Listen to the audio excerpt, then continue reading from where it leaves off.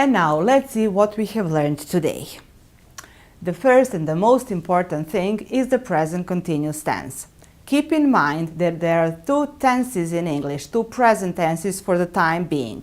Present simple, when we talk about facts, the things that we usually do, the things that we do every day, every afternoon, every week, and there is present continuous that we use when we talk about something that is happening now, at the moment of speaking. We are speaking English. We are learning English together. Remember also that we make questions by inversion. We change places of the subject and the auxiliary to make a question.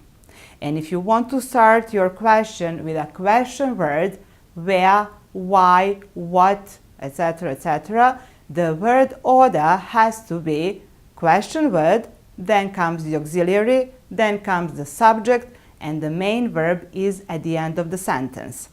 The negative is formed by putting the word not between the auxiliary and the main verb. I'm not standing. Not standing.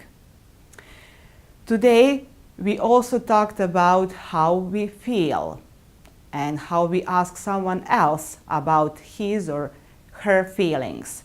How do you feel? How are you feeling? I feel okay. I'm feeling okay. And if you want to ask someone what's the matter with that person, you can ask, what's wrong? What's the matter? You see he or she is not okay and you ask, what's wrong? What's the matter?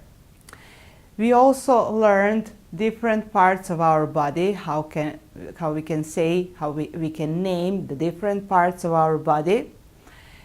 And if you are not feeling okay, you can say, what's the matter with you? You can say, I have a headache, I have a toothache, I have a backache, I have a running nose, I have the flu, I have a cold, etc., etc. See you next time. Thank you for being with us.